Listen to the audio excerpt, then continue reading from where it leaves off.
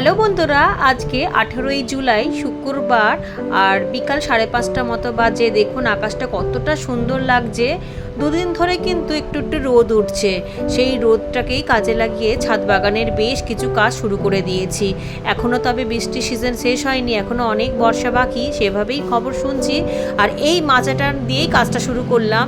এই মাচাটার মধ্যে উচ্ছে করলার মাচা করেছিলাম। আপনারা তো দেখেছেনই, এই উচ্ছে করলা আমি অনেক পরিমাণে পেয়ে গেছি সারা সিজন ধরে, সেই গরমের থেকেই পেয়ে যাচ্ছি। এখনও কিন্তু দু একটা করে ভালোই হচ্ছে, তবে এখন আর এই গাছগুলোকে রাখবো না, সমস্ত কিছু একেবারেই ছিঁড়ে ছাড়ে গাছগুলোকে তুলে নিয়ে পরিষ্কার করে দেবো, কারণ গাছে ফলের পরিমাণটা কমে গিয়েছে। আর নতুন চারা গাছ রেডি করতেও দিয়ে দিয়েছি। কদিন আগে যে গ্রো ব্যাগগুলো আপনাদেরকে আগের ভিডিওতে দেখালাম যে সব এক জায়গায় জমা করে রেখেছি, সেই গ্রো ব্যাগের মধ্যে সবজির খোসা আর এই বাতিল দেওয়া গাছ টাছগুলোকে দিয়ে মাটি চাপা দিচ্ছি। মাটি চাপা দিয়ে দিলে আর পোকামাকড় হবে না। একটু খাবার চুনো দিয়েছিলাম কদিন আগে। এই যে দেখুন কিভাবে মাটিগুলোকে চাপা চাপা দিয়ে রাখছি। একটু বসে গেলে আবারও ফলের খোসা, সবজির খোসা, ডিমের খোসা দিয়ে দেবো। ঠিক এইরকমভাবেই কিন্তু ছাদের মধ্যেই আমি কিচেন কম্পোস্ট তৈরি করে নিচ্ছি শীতের জন্য। উপর দিয়ে মাটি চাপা দিয়ে দিলাম, আবার কয়েকদিন যখন আবার জমবে তখন আবারও গ্রো ব্যাগের মধ্যে কিচেন কম্পোস্ট তৈরি করতে দিয়ে দেবো। তবে এক একটা ব্যাগ করে শুরু করব, সব ব্যাগ তো একদিনে ভরা সম্ভব নয়, কারণ সবজির খোসা কতই বা একটা ঘর থেকে বেরায় রোজ। সেই জন্য আমি জমা করে রাখি, সপ্তাহ শেষে ধরুন 7 দিন জমা করে রাখি ছোটো ছোটো টবের মধ্যে, তারপর এনে এর মধ্যে দিয়ে দিই। আর এই দেখুন খাবার চুন, আপনারা অনেকেই বলেন কি চুন, এটা কিন্তু আমি অনেকবারই বলেছি, পানের দোকানে বিক্রি হয় বা যারা পান বিক্রি করে তাদের কাছেও কিন্তু এই পাউডার চুন পেয়ে যাবেন। এই চুন কিন্তু দেয়াল রং করা চুন নয়, আমি বারবার বলছি, যেই চুন আমরা খেতে পারি সেই খাবার চুনই তো গাছকে দেবো। এই চুনটা দিলে মাটির মধ্যে কোনো ফাঙ্গাসও লাগবে না, আর মাটিটা দূষণমুক্তও হবে, ক্ষতিকারক পোকারাও নষ্ট হয়ে যাবে এবং ভালো ব্যাকটেরিয়া তৈরি হয়ে যাবে এবং কম্পোস্ট হতেও সাহায্য করবে। সমস্ত টবের মধ্যে অল্প অল্প অল্প করে দিয়ে দিলাম। এখানে অনেক গ্রো ব্যাগ রয়েছে, ক্যারেট রয়েছে। যদি এইভাবে এগুলো তৈরি করা যায় তাহলে কিন্তু শীতের সময় খুব ভালো জৈব সার এখান থেকেই পাওয়া যাবে। এর মধ্যে নতুন করে আর কোনো ভার্মি কম্পোস্ট, গোবর সার বা পাতা পচা সার মেশাবার প্রয়োজনই নেই। আমি কিন্তু প্রতি বছরই এইভাবেই গাছ করি, আপনাদেরকে সেটা অনেকবার দেখিয়েওছি আমার মেইন চ্যানেলে। আর এই দেখুন গ্রো ব্যাগগুলোর মধ্যে কিন্তু এখন দেখাচ্ছে অল্প অল্প মাটি, কিন্তু এর মধ্যে প্রচুর মাটি রয়েছে। আর কদিন আগেই কচু শাক রান্না করেছিলাম, গোড়াটা এর মধ্যে বসিয়ে দিয়েছি। যেহেতু কচু গাছ করতে তো কোনো বেশি সার দরকার লাগে না, আর এইগুলোর মধ্যে যেহেতু সবজির খোসা দিয়েই ব্যাগের মধ্যে ভরেছিলাম, আর তাই জন্য এইভাবেই দিয়ে দিয়েছি। আর এখানে দেখুন কদিন আগে আর একটা কচু দিয়েছিলাম, মানে এটা ঠিক 2 মাস আগে দিয়েছিলাম, কেটে খাওয়া হয়ে গেছে, গোড়াটা বসিয়েছিলাম সেই পাশ দিয়ে দেখুন গাছটা হয়েও গিয়েছে, আর বেশ বড় সড়ো হয়েছে। কচু গাছের কোনো ঝামেলাই নেই, আমি কিন্তু প্রতি বছর কচু শাক এইভাবেই করি, গোড়া কেটে কেটে লাগিয়ে দিয়ে আর তখনই হয়ে যায়। কলা গাছের শুকনো ডাল পালা পাতাগুলোকে কেটে ছেটে ছোটো ছোটো টুকরো করে পটাশ সার তৈরি করব। আর কলা গাছের সমস্ত অংশটাই কিন্তু খুব সুন্দর পটাশ, আর এই পটাশটা কিন্তু সমস্ত গাছে ফুল ফল আনতে সাহায্য করে। তবে কলা গাছের এই ছোটো ছোটো টুকরো করে এখন দেবো না, এখন যেহেতু বর্ষা চলছে, বর্ষার সময় বর্ষার জলেই যথেষ্ট গাছ ভরপুর খাবার পেয়ে যায়।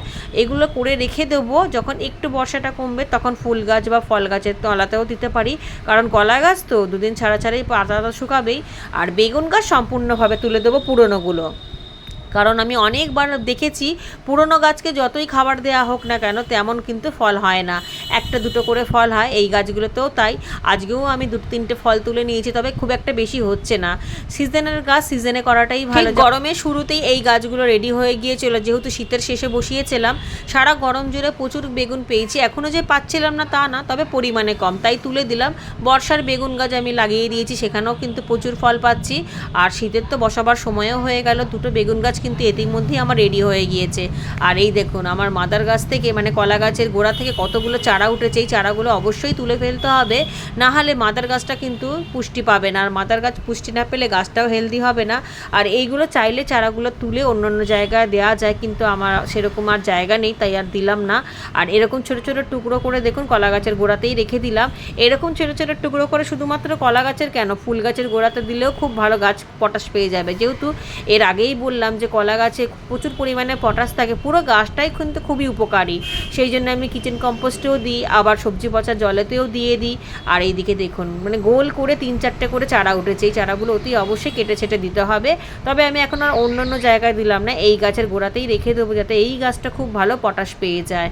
এই দেখুন খুবই কচি, কিন্তু এরভাবে টিনে তোলা যাবে না, বর্ষার এই সিজনে যে কোনো গাছে ডাল কাটাই করা যাবে, কিন্তু খুব ভালো একটা সময়। আমার পেয়ারা গাছের এই সময়টা অনেক ডাল কাটিং করছি আর ঠিক গোছালো হচ্ছে। দেখুন প্রতিটা ডাল কেটে কেটে তৈরি করেছি বলে এক একটা ডাল থেকে 3-4টে করে ব্রাঞ্চ বেরিয়েছে, ওপরেও বেরিয়েছে, সাইডেও বেরিয়েছে এবং নিচের ডালও রয়েছে।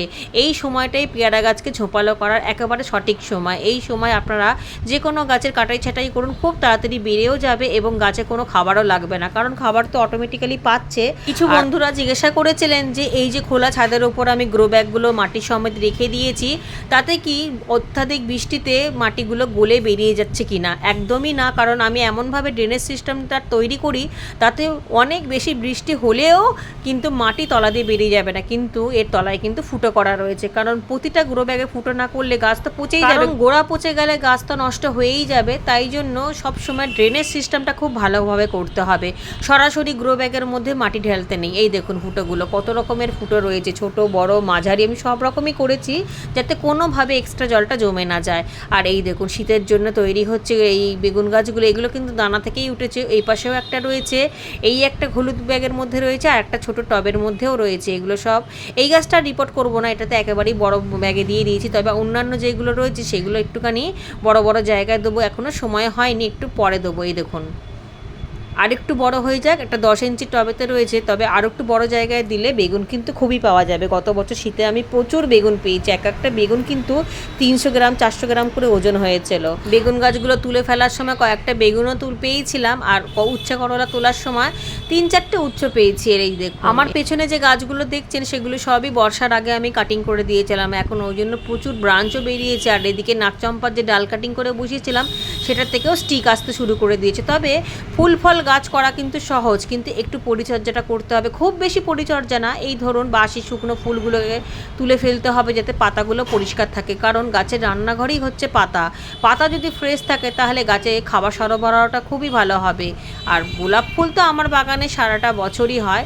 পুঁইশাক গাছটা এদিক ওদিক হেলে যাচ্ছে, সেটাকে বেড়ার মধ্যে ভালোভাবে পেঁচিয়ে দিলাম। যেহেতু বর্ষার জল পড়েছে খুব দ্রুত বাড়ছে, আর কতই বা কেটে খাওয়া যায়। আর এদিকে দেখুন ওয়েদারটা এতটা সুন্দর লাগছে যে নেওয়ার ইচ্ছাই নেই। ঠিক আছে বন্ধুরা, আজকের ভিডিওটা আমি এখানেই শেষ করলাম। সবাই খুব ভালো থাকবেন এবং সুস্থ থাকবেন।